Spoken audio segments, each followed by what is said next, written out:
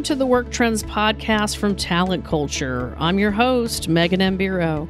Every week, I interview interesting people who are reimagining work. And be sure to check out our Work Trends Twitter chat events calendar located at talentculture.com on the podcast page. Welcome, everyone, to the Talent Culture Work Trends podcast. Our topic today is around traditional hiring practices and how ineffective they really are for hiring leaders. At the height of the pandemic, many companies put a pause on hiring, but as businesses started to rebound, there emerged an increased need for leaders who know what to do, how to navigate changes in the world of work. The new normal, whatever that is, by the way, requires new skills and mindsets, yet many organizations are still using the same old methods to identify and track talent. 2 years ago, a study by Aptitude Research Partners showed that the growing number of companies who had invested or planned to invest in chatbot solutions and text-based recruiting methods to improve efficiency and customer satisfaction, particularly in light of the growing number of job seekers who prefer this type of communication. Today, even more companies are investing in new hiring solutions, but many are stuck in the same old.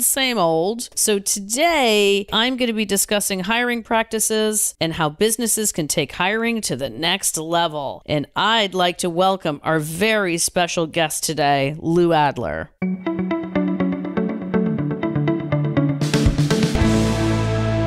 Lou Adler is a well-known hiring expert who's got a good whiff of corporate BS and turned the recruitment industry on its head through his performance-based hiring model. With over 40 years in the recruiting industry, Lou's company, the Adler Group, has trained over 40,000 hiring managers and placed 1,500 executives for many of the fastest-growing companies. He is a top LinkedIn influencer, author. He's known for the Essential Guide for Hiring and Getting Hired, and the Amazon Top 10 bestseller, Hire with Your Head, Performance-Based Hiring to Build Outstanding Diverse Teams, which has been translated into multiple languages. He's also the host of the Almost Daily Recruiting Show, focused on addressing the challenges involved with diversity hiring without compromise. So what a privilege to welcome you, Lou, today. Shall we begin? Yeah, I'm excited about this one. Nobody's ever said any of those nice things about me, so I'm excited to talk. Oh, awesome. Hey, Lou, quick question for you. Where are you today? At this moment, I am in Laguna Beach, California. Sweet. All right, let's dive right in. You contend that hiring results haven't improved much in the past 25 years. What is the basis for this claim after tens of billions have been spent on new HR tech? Well, the biggest claim is I look at the Gallup satisfaction report, which comes out monthly, and it hovers around 30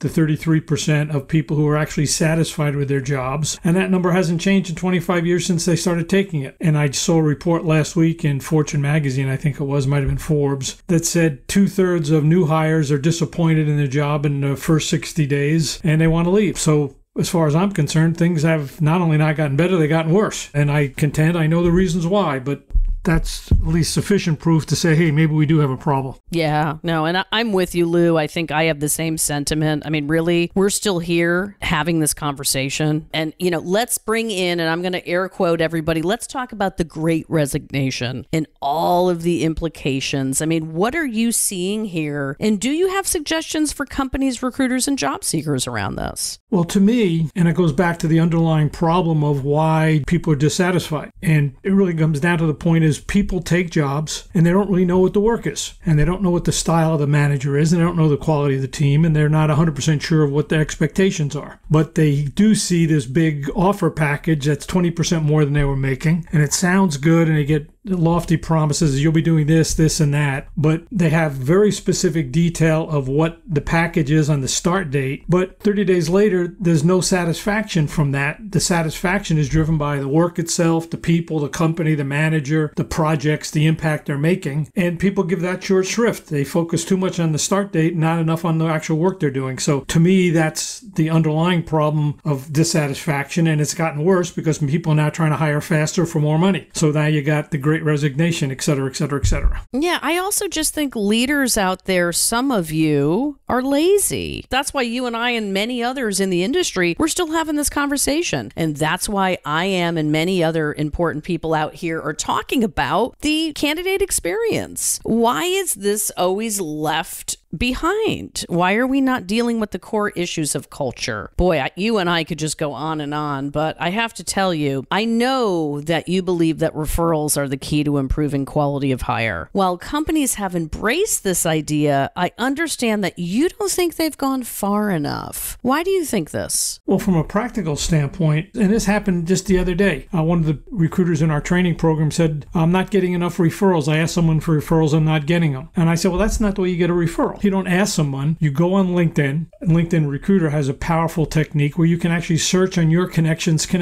So rather than ask, hey, who do you know who could be in the logistics job, say, hey, I noticed Mary, Joan, and Bill are all doing something you've worked with in the past. What do you think of those people? So the idea is convert a cold call into a warm call. So now if I call Mary, Joan, and Bill and say, hey, Megan just suggested I give you a call. Oh, how's Megan doing?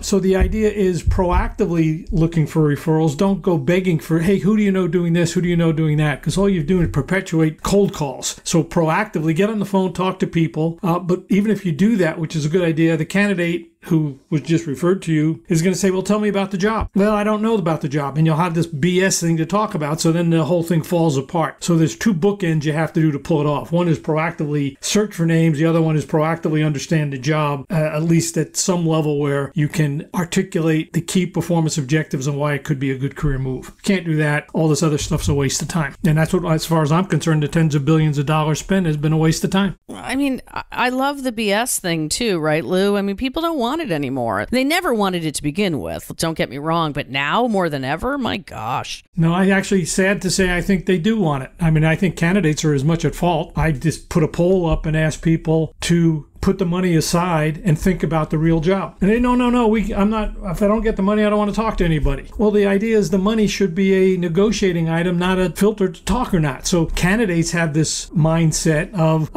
they're lazy too. Oh, if the money's big enough and you give me some BS surprises or promises, I'll be okay. But 2/3 of the people aren't okay with that approach, and they've never been. So I don't want to just attribute it all to companies. It's on all three sides, the hiring manager, the recruiter, and the candidate as well. And the company leading all of that activity, talent leaders haven't really taken a proactive approach to, hey, we can change all that. Well, I tell you, yeah, there's HR technologies and trends that are happening. I mean, which HR technologies or trends do you feel are going to have the biggest impact? Because as we both know, this is a crowded market now. Well, I would say at some level, AI used properly will be very, very effective. But I've talked to a lot of people who build AI based on talent, and I'm disappointed is they're kind of using the wrong metrics to figure it out. You look at a strong person. So let me give you an example. A little complicated because it gets into calculus, but the rate of change of growth of a person is a clear indicator that person's a top performer. But there's no AI that actually takes that into account. They just looks at skill sets, industries, background, academics, and studies that on a pretty high level. It's definitely a very sophisticated statistical level, and say these are the best predictors. But none of them take into account the rate of change of growth, which indicates, hey, if you're growing fast, you have less experience and less skills, but it means you're also a rapid learner and a high potential person. So I think there are some components of AI that are very, very powerful. But I think when it's applied indiscriminately to hiring and selecting top performers and reaching out to those people with a logical career move, I see some big gaps there and I don't see the bridges being built to connect them.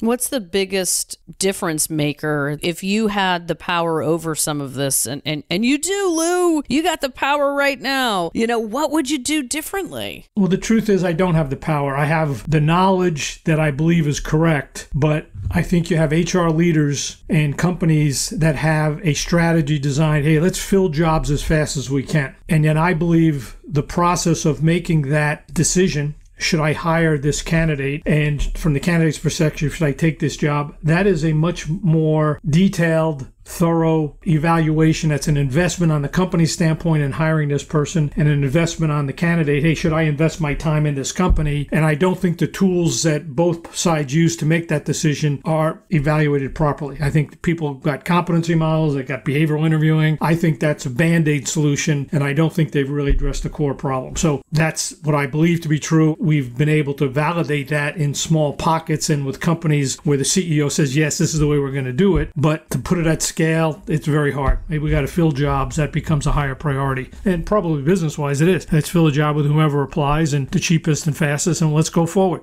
So people have optimized that decision versus optimized the best person for the best job. Yeah, it's impatience all the way around, really. Oh, it is impatience, yeah. A candidate wants to avoid pain. Oh, I hate this job. I hate my boss. Oh, it was a long day at the office. Candidate, this sounds like a good job. I like the people. I'm getting more money. Yes, I don't have to drive to this company anymore. But 30 to 60 days later, the pain returns. The same thing with the company. I got to fill this job. I got to fill it quickly. I got all this work to do. I don't want to work overtime. Let me hire this person. So both parties have this shorter term focus to minimize aggravation at the expense of the long-term satisfaction and growth opportunity. The job decision avails both parties. In a recent article, you suggest that in order for a company to hire more leaders, it can't use the same process it uses to hire everyone else. What do you mean by this? Well, I would say a leader is anybody. It's almost anybody, even from entry level to chairman of the board. So I don't want to imply that a leader means that the person has to have a leadership role. So maybe the wording of that post was a little bit unclear. Nonetheless, you hire a staff engineer with 2 to 3 years experience, and if they're just doing their job, they're fine. On the other hand, if they can help other people, they can put a plan together and work with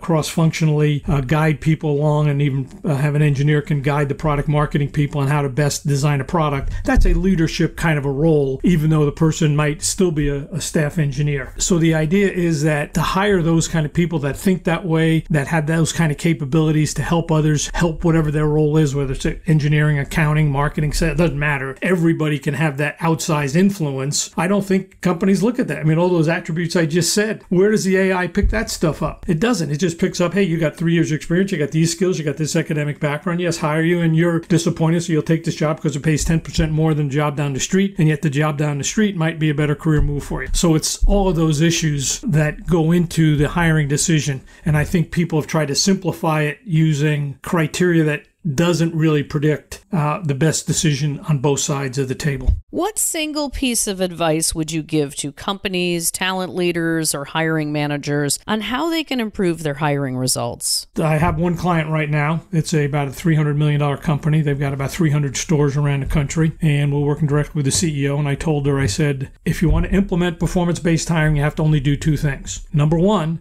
is you don't take a rec filled with skills, experience, and competencies. Instead, you take a rec that lists the 5 or 6 key performance objectives the person taking that job needs to do over the course of the year to be considered successful. We call that a win-win hiring outcome, meaning the candidate says, I'm so glad I had this job over the year and I'm enjoying this work, and the hiring manager says, I'm so glad I hired that person. So defining the work is that core thing. The other bookend is don't accept or don't hire anybody unless they meet the standards on a tool we call it the Quality of Hire Talent Scorecard, which determines the 10 best predictors of on-the-job success. And it goes through with experience to do the job, fit with the company, motivation to excel, problem solving, a bunch of critical competencies and performance objectives that we've seen predict success. I said, so we have the scorecard. Have everybody after the interview the candidate agree to the scorecard with little variance across the 10 factors. If you just put those two bookends in, don't hire anybody who doesn't meet these performance requirements, and define those performance requirements up front, you'll figure out what you got to do in the middle to get there. The CEO, we met with 30, 40 people, all the managers in the company on Monday. She said, we're going to do two things after this program. We're going to implement job descriptions that define the work, and we're going to ensure that the candidate can do this work in our environment using this scorecard. How you get there, some of you are fast learners, some of you are slow learners. We'll bring an Adler in and he's going to teach you. So we'll do it that way. I don't know if that was a setup question for you, but you got to have that kind of strategy. And then the hiring manager said, or the president of the company said, we want to raise the talent bar. We want to avoid mistakes and hire better people. And those two bookends were the thing to do it. She said, your futures are based on the quality of your people you hire, so is our company. So let's do it right. It was pretty cool. I don't find many leaders that are willing to make that statement. This woman clearly was a leader and wanted to do it. And she finally found a solution to get there.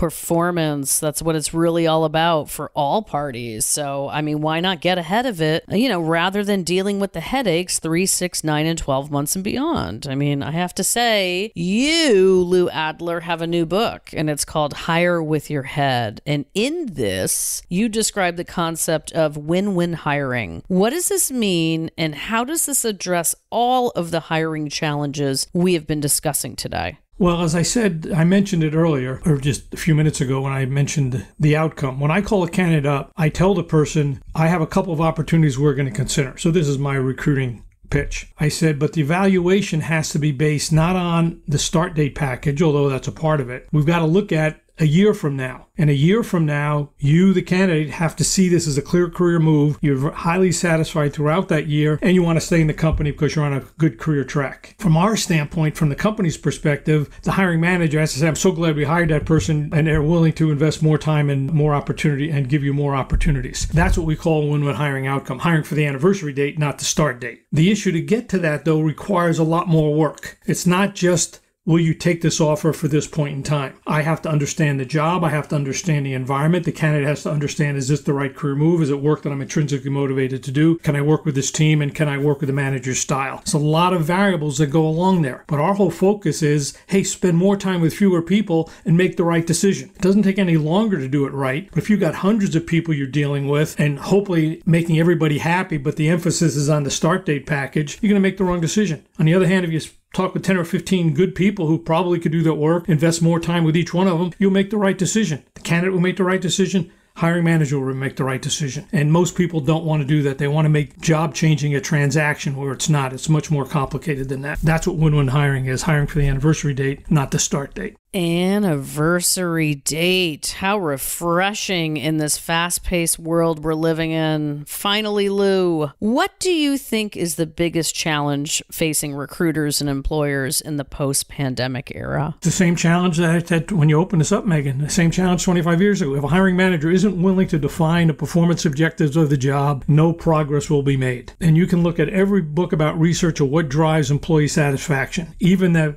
Gallup, when you ask me why I don't think things have changed, employees are unsatisfied. Only a third are satisfied with the work they do. It's because the hiring manager didn't clarify expectations up front. And until they do that before they hire, no progress will be made. So that's the tipping point. And that's why defining the work has got to be the key domino that drives hiring success. And if you don't want to do that, it'll be problematic if you hire a good person or not. So speed and efficiency isn't the issue. Understanding the work is the key issue, and understanding how that candidate fits within that work and that environment and that culture with that team and that hiring manager. That is a different kind of decision that every HR tech vendor is peddling today. And until that mindset changes, nothing will change. I'm sorry to be a cynic, but I've been doing this for 40 years and I haven't seen any progress. No, I hear you. And a lot of it is, if we would just get out of the BS, as you say, and get into performance, I agree with you. I think it is the secret sauce that no technology in the world is going to take on 100%. There's got to be humans and people involved here. Yeah, that's why I say hiring is a high-touch process, and we try to make it a high-tech process. So, until we get this balance of high-tech and high-touch, which is possible, we've seen it happen, but hiring manager has to be fully engaged, and they have to have a recruiter who is willing to. It's just like a good salesperson. A good sales rep knows his or her product line. It's not just, hey, buy this thing at this price. And yet recruiters are selling a transaction, not a career. And that, to me, is a fundamental problem. Lou Adler, thank you so much for stopping by and sharing your sage today. Happy to be here. Thank you very much for having me.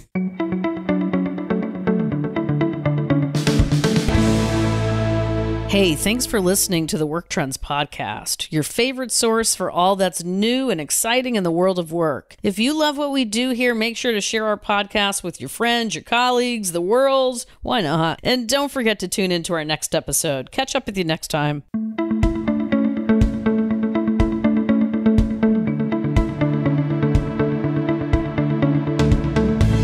Thanks to listening to Work Trends from Talent Culture. Join us every Wednesday at 1:30 p.m. Eastern for a live Twitter chat with our podcast guest. To learn more about guests featured on today's show, visit the show notes for this episode at talentculture.com and help us spread the word. Subscribe to Work Trends wherever you listen to podcasts. Leave us a rating, review in iTunes. Share Work Trends with your coworkers, your friends. Look forward to it. See you next time.